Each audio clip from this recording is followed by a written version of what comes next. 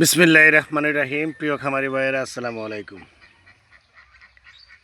অনেকেই জিজ্ঞাসা করছেন যে আমার আবদ্ধভাবে যে আমি হাঁস পালি, হাঁসের কী অবস্থা এবং জায়গাটা ভালো করে একটু দেখাবার জন্য কি সিস্টেমটা কি। আসলে এই যে আমার হাঁস রাখার জায়গা, এই যে দেখেন, এই জায়গাটা আবার একটু রিটার্নিং ওয়াল দিয়ে দিছি কাটলা থেকে, কারণ এই জায়গাটা আমরা ভেঙে ফেলাইতেছে। আসে তো আপনার প্রচুর এই মাটিতে ঠুকরি করে। তো যাই হোক, আমি আপনার এই যে পুকুরটা হলো আপনার প্রায় 6.5 বিঘা। পুকুরের কোনার ওই যে দেখেন ঘরটা দেখতে পাচ্ছেন, ওই জায়গাতে আমরা নেট লাগিয়ে রাখছি, প্লাস ওই ঘরটা আপনার যে তারের যে নেটটা, ওই নেটটা দেওয়া হয়েছে কারণ শিয়াল এবং কুকুরের এটা থাকে। আর ওয়ালটা প্রায় 3 ফিট উঁচা করে দিছি, আর উপর দা খোলা, মানে নেট দিয়ে খুলে রাখছি, পর্দা দিইনি, কারণ আসলে তো প্রচুর গরম, এখন আবার গরমের সিজন। তো আরেক ভাই জানতে চাইছিলেন কি যে হাঁস আমার রেজাল্ট কি, মানে লাভ হচ্ছে কি না।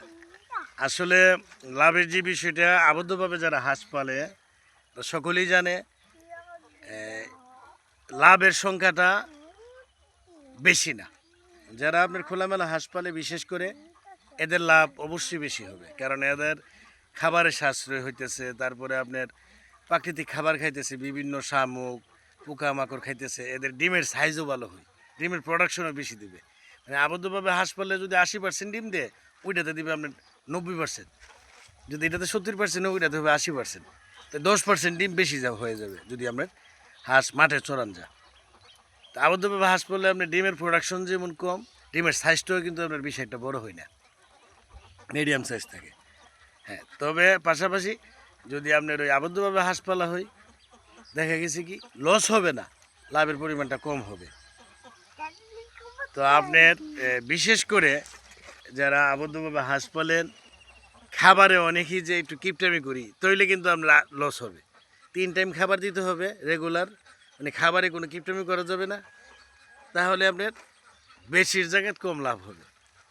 তবে হ্যাঁ, যারা নিজস্ব পুকুর আছে, পুকুরে যদি আপনার এইভাবে এই যে কোনায় আপনার নেট দিয়ে সেটা যদি হাঁস এবং মাছ একসাথে করা যায়, তাহলে একটা লাভ কিন্তু এক্সট্রা হয়, যেটা হলো মাছের আদারটা এই হাঁসের মলটা দিয়ে হয়ে যায়।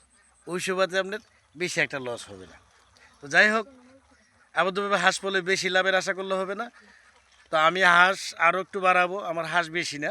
তো যাই হোক, সকলেই ভালো থাকবেন। আসসালামু আলাইকুম, আল্লাহ হাফিজ।